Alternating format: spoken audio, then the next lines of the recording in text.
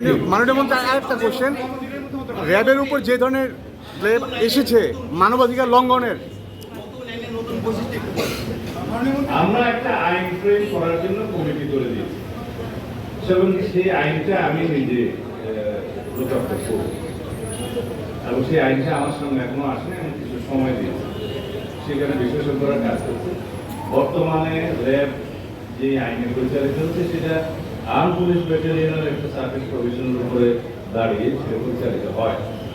এটা অ্যাডক ভিত্তিতে চলেছে, একটা প্রতিষ্ঠান এভাবে অ্যাডক ভিত্তিতে পরিচালিত হওয়ার ছিল না। এখন আমরা সেটা আইন করবো আলাদা এক্সপোর্টের জন্য, সেখানে অথরিটি দেওয়া থাকবে, তাদের রেসপন্সিবিলিটি ফিক্স করা থাকবে এবং সেই ক্ষেত্রে তাদের জবাবদিহিতা, অ্যাকাউন্টেবিলিটি এবং ট্রান্সপারেন্সিটাও নিশ্চিত হবে। সেই হিসাবে আইনটা আসবে, এখন ডিটেল বলার সময় আসে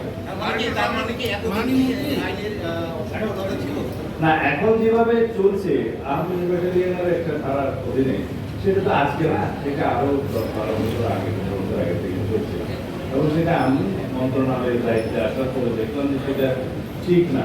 একটা বাহিনী রেজ হয়েছে, তার জন্য সুনির্দিষ্ট আইন থাকতে হবে এবং তাদের দায়িত্ব বন্টন করা থাকবে, সেখানে স্বচ্ছতা থাকবে এবং জবাবদিহিতা থাকবে। সেই হিসাবেই অন্যান্য বাহিনী যেভাবে আছে ওভাবে থাকবে, কিন্তু এই আইনটা সেভাবে নয়, যে ডিফেক্টিভ ছিল, এখনো তাই আছে।